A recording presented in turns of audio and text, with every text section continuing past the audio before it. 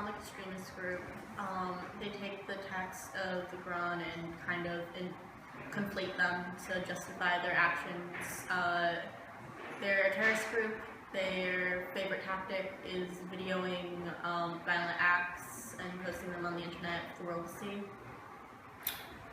I mean, I too have understood that it is a terrorist group, notably kind of like an alternative to Al-Qaeda, so much that Al-Qaeda almost has distanced themselves from the actions of ISIS.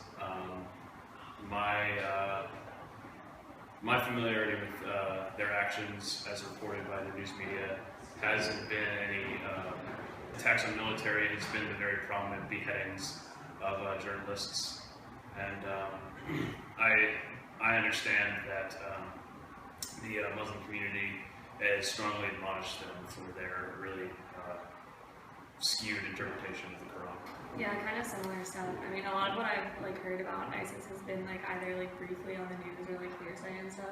And I guess the thing that stands out to me about them is that they do use the internet and stuff, and they've been I guess getting people to join them through young people and stuff through the internet. I think that's really interesting because we've never had an extremist or terrorist group doing something like that. So I would say they're just using what's their religion as an excuse to be violent, when in actuality I feel like most Muslim people would point to different passages in the Quran that are more about togetherness and acceptance.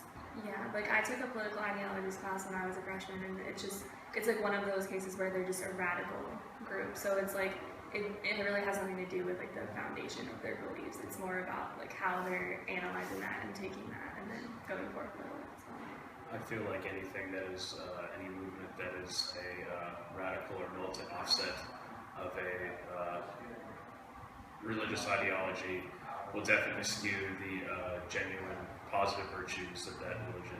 How do you guys know this information? Where do you get your information from? The news? Did you take classes about this, or? I'm a poli-sci minor and a journalism minor, so I've taken classes that have touched on both.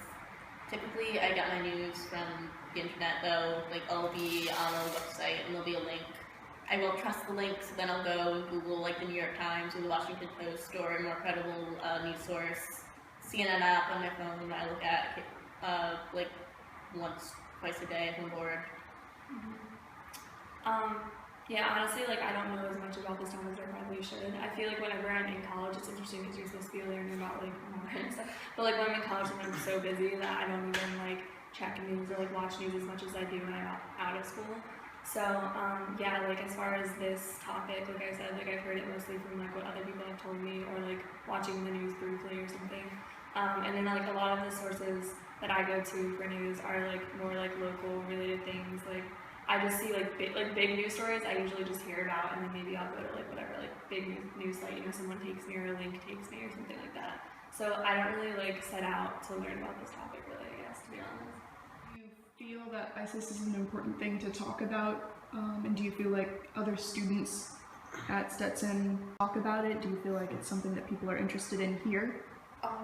Honestly, I really don't think it's something people tend to talk about much. They're aware of it in the vague sense, but unless it's relevant to a class, it's not something that comes up in everyday conversation, even less so than most issues in the world. But I do feel it is something that's important to talk about. At the moment, I don't feel they're an immediate threat to us in the sense that they're not going to come over here and invade our soil. They are a threat in the sense that the American journalist is in the wrong place at the wrong time.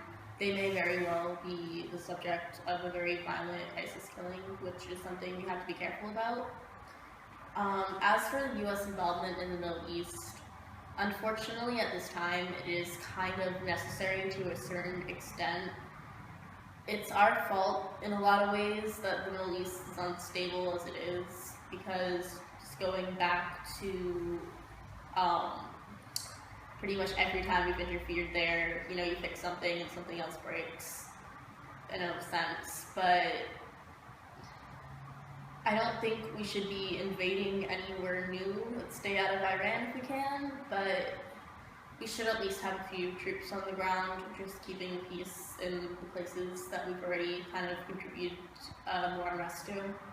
Okay, so you feel like boots on the ground is the best policy? Yes. I kind of like agree with everything she said. I mean, like that's what like mostly my thoughts were. I mean, I don't think like she said, like they're an immediate threat really, and I don't really agree with a lot of the things we did when we like invaded other parts of the Middle East. But now I think like since they are kind of like a big threat in some ways, I mean, like you said, journalists, but also there. So I think that boots on the ground is probably